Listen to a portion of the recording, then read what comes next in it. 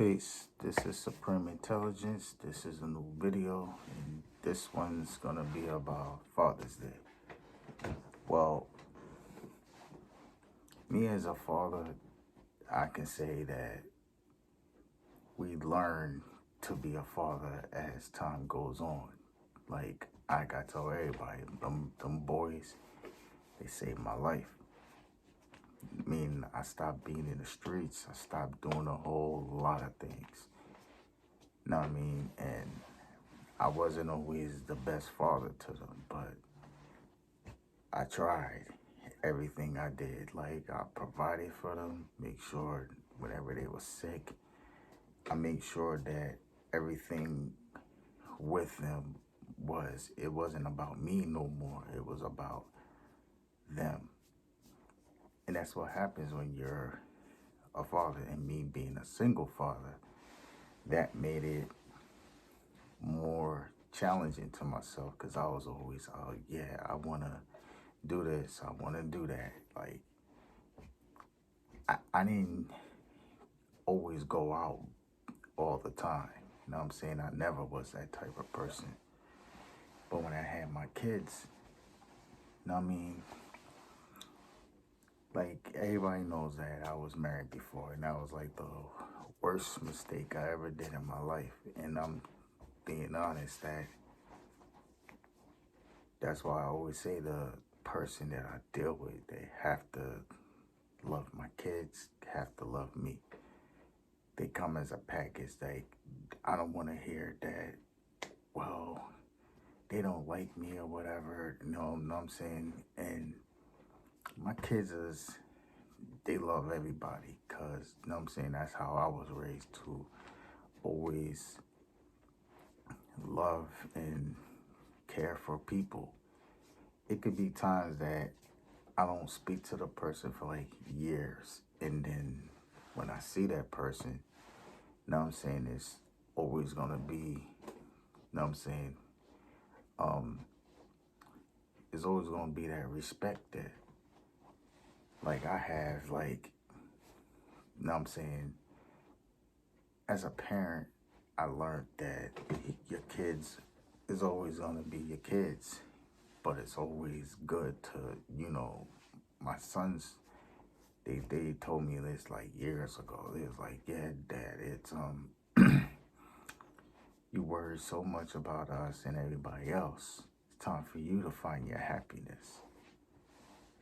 And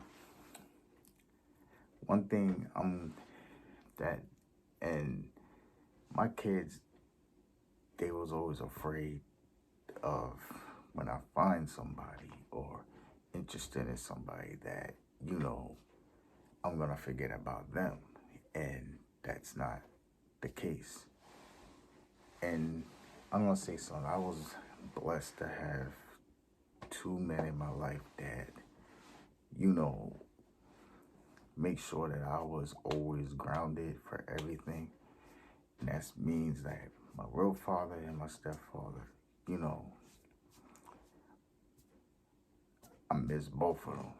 Like my real father, he was, you know, very militant. I remember, you know what I'm saying, if you from the islands, you know that we had to iron everything.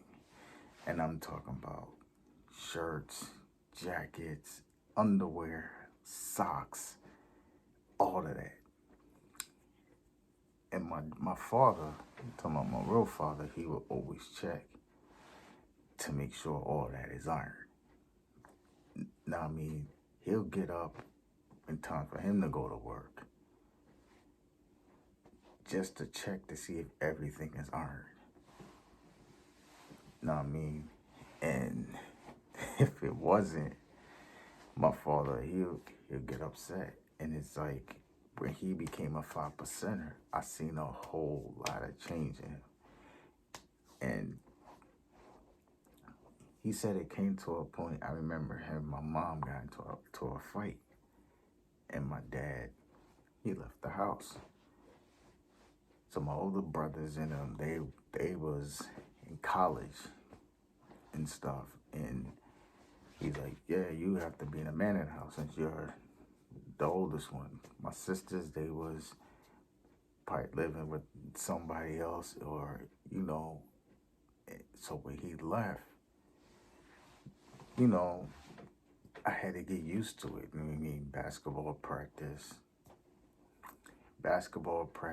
track practice, baseball. I ain't play football when I was in New York because I was too skinny. So I had to like take control of the house. And that's what I learned. So that's why every Saturday, well, during the week I clean like little by little, even though I work from home. And I think my boys see me doing that like every Saturday. Now, before my youngest son has um baseball game or whatever game, you know what I'm saying? We get up, like I get up like 6, 7 o'clock and I start to clean it. It's after his game, or if I decide to not stay for the game, I'll go here and there, go food shopping and stuff. And when I get home, I'm cooking. I always cook for the week. Sometimes it don't last because of my son. I'm like, well, Father's Day is not just one day, it's every day of the week. 365 days a year, meaning your kids is gonna be everything. They come first. It's not about you anymore. It's not about your family. Yeah, they're gonna help, but you are the main provider for everything for your kids. And that's the change. That's something that I had to get used to, because I was one of them dudes that was always in the street all the time. And pardon self, I had to learn that, yeah, I want to go out, but I got my kids. So I can say it was at a point I was going out like almost every weekend, just going out to go hang with the hang just to hang with my friends and just to get out the crib. So it got to a point I was like, you know what? I got everything I need here. I got my food, I got drinks, I got whatever. It's just going out every weekend.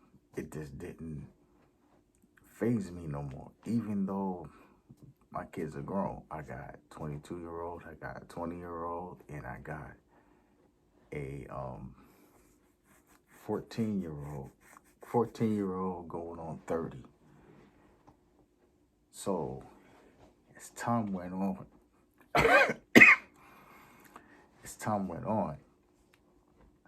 I learned how to be a father, meaning they had to come before anything. Like I was, like everybody knows, I was in a relationship for 5 years. You know what I'm saying? And those are like, at one point, I was like, yeah, it's just me and them. You know what I'm saying? It wasn't. It was me, them, and her. And that's what I had to learn, that when you with somebody, it's called a family. And I mean, one thing she always told me, she was like, yeah, you're a good father. That's one thing she said that she could never take away from me, is me, the type of father I was. Like, I'm not that type of father that, used to smack my kids. And at one point, I was always screaming at them when something is going wrong in my life. I would yell at them. Then I had to settle down and be like, you know what, yelling is not going to show and prove anything to them. I raised these boys to be three young guys, and that's how I raised them. I wanted to raise them better than I was, because I was a knucklehead as a kid. My real father used to beat my ass because I would always do the most stupidest shit. And And the lessons that my real father taught me, I pass it on to them. Like my real father and my stepfather was different, but sort of the same. But they always showed me the love that they had for me. You know, my stepfather, I ain't used to like him in the beginning. I ain't want to listen to what he had to say because I thought he was trying to replace my father. But what made me respect that man because every time he'll come to the living room to watch TV or just to sit around me, get to know me, I would leave the living room or go outside just to get away. But he basically was like, yeah, we're going fishing, and said this in front of my friends, and I kept telling my friends, say, no, no. It's like, yo, we just gonna go, like, fuck it. You know what I mean? Who knows? Maybe. And one thing he said to me, he was like, and this will make me respect him out of anything. He's like, I will never try to replace your father. I know you still miss him. That journal that you write, that you give your mother, I seen, you know what I'm saying, I read it too. And he told me that you got a lot of pain, cause, and which is true. I had a lot of pain. Even now, I got some of it's gone, but some of it is gone. But, you know what I mean, day by day, some days it's good, and some days it's worse. Some days I feel depressed, and some days I feel happy, and you know, and my stepfather, he always put things together in a way that I can get a great understanding of it. And me being a father, it's at my age, like I seen a lot, and I seen a lot. Like my real father, I missed the hell out of my dad. You know, I wasn't there. He wasn't there for my graduation, my first prom. He wasn't there for my first child being born. He wasn't there for anything because he passed when I was like 12, 11 years old. But my stepfather always told me this, like, anybody can change. And I had to change it, my way of parenting when my boys got like teenagers, you know, girls, they always wanted to go to parties and stuff. And they wanted to do this, they wanted to do stuff like that.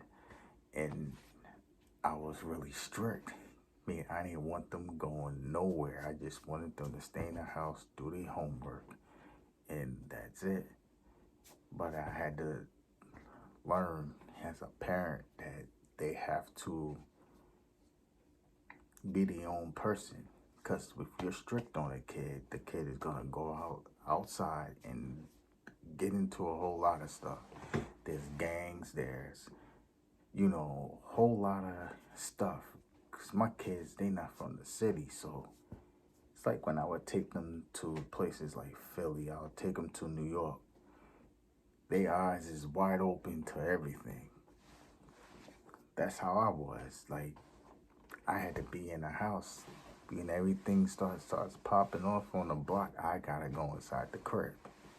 If I'll act like I don't hear them, my mother and my father calling me, but they would drag me in the house because they want me a part of that life. That's why we moved to Jersey. It changed a whole lot. Like, I didn't understand why we had to go. My mom she didn't want me in that type of life, which honestly, if I was still in New York, I probably wouldn't be sitting here right now talking to y'all because father, like every Father's Day, I would get my father a newspaper, some orange juice, and a comic book. Every Father's Day, I would go to the store. Like in my house, Sundays, he didn't want us doing nothing. So you want to go outside, go outside. But he said, if you want to sleep all day, You could sleep all day. And we have our pajamas on all day long. So what we do, get up, take our shower, and during them days, my mother, she would always we always go to church with my mom and my grandmother. And at first, my dad, wait, before he came a 5%er, he was okay with it. Then when we got the lessons, when he got the lessons, he was like, he wasn't okay with it, but he said he wasn't forcing us to it, but he was basically molding us into it, like little by little. And my real father, he was a clown. You know what I'm saying? He had a sense of humor. He just liked to make people laugh so he can have peace in his house. That's all he wanted, like peace in his house. He hated arguing, like I don't. Know what I mean? Me and him are similar in a lot of ways. Like he took, like one thing, the lessons that my real fathers taught me is how to be a man and be understanding for people, and also never give up on anything in life. Like I didn't, at one point in my life, I didn't like to challenge myself for anything. That's why I tell you about, if you have a father, you know what I mean, even if he's not the best father for you, that's still your dad. Be grateful that you have one. You know what I mean? And I tell all my homeboys, I got homeboys that hate their dad. I got certain homeboys that literally want to kill their father. And I'm like, be grateful you have one. Like certain men don't know how to show that they love their child, and that's understandable. You know what I mean? It's not understandable the things they do, but you know, that's how some people are. I got a homeboy. He don't know how to be a father.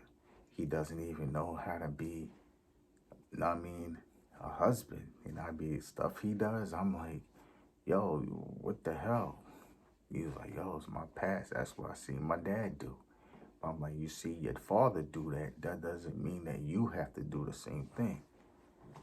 Like, people that know, my dad had some children out there, you know, and you know what I mean, that's a part. That was him, but that wasn't me. So I gotta say to all my homeboys, my brothers, my uncles, friends, whatever, happy Father's Day. To ones that's in their kids, people around the world that has kids in their life, and you doing your thing, being a good father. To all the stepfathers out there, know what I mean, holding it down. Know what I mean, happy Father's Day. I salute y'all, because it's not an easy job. Never will be. It will never be an easy job. It's hard being a father. It's not easy and it's not hard. It's like in between. So with that being said, happy Father's Day. Peace.